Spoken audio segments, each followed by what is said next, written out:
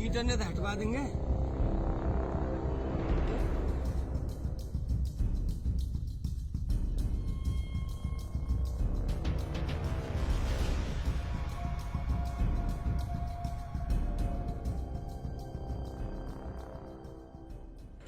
केंद्र में ओबीसी वर्ग में आरक्षण की मांग को लेकर जाट समुदाय ने हुंकार भर दी है और आज खेली मोड़ पर नेशनल हाईवे के पास महापड़ाव इनका शुरू होने जा रहा है। यहाँ भरतपुर दौलपुर आरक्षण संघर्ष समिति के संयोजक नैम सिंह हैं हमारे साथ। नैम सिंह जी, किस तरह का आज महापड़ाव आप करेंगे? आंदोलन की शुरुआत आप कर रहे हैं, क्या मांगे हैं जो सरकार आपकी नहीं मान पा रही है? भरतपुर धौलपुर के जाटों को केंद्र में आरक्षण,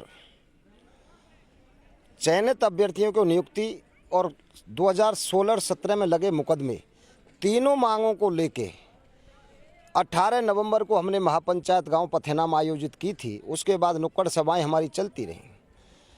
25 दिसंबर आज महाराजा सूरजमल जी जो भरतपुर के संस्थापक हैं, उनका बलिदान दिवस है और इस बलिदान दिवस को जाट समाज ने युवाओं के भविष्य के लिए संघर्ष दिवस में मनाने के रूप में निर्णय लिया था।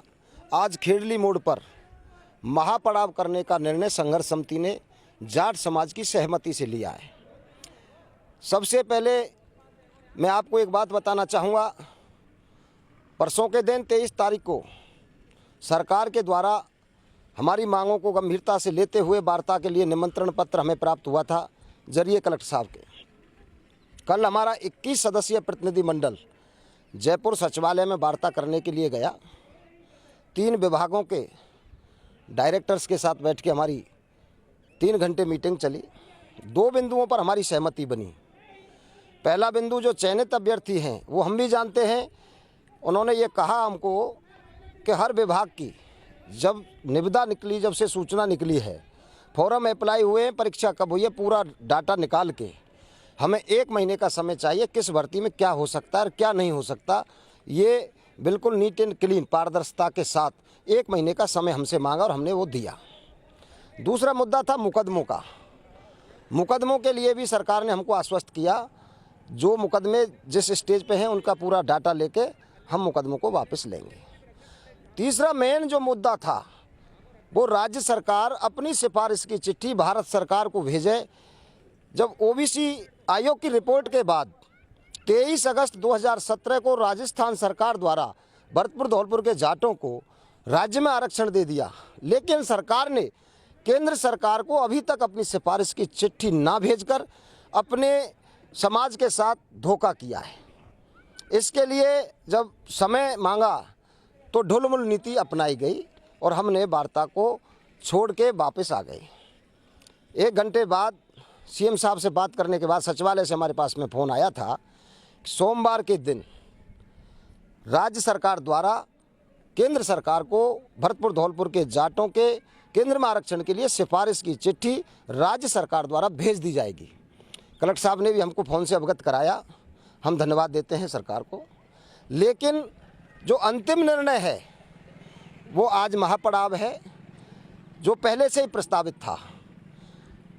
समाज के बीच में सरदारी से चर्चा करने के बाद हम आगे का निर्णय लेंगे, आगे क्या करना है।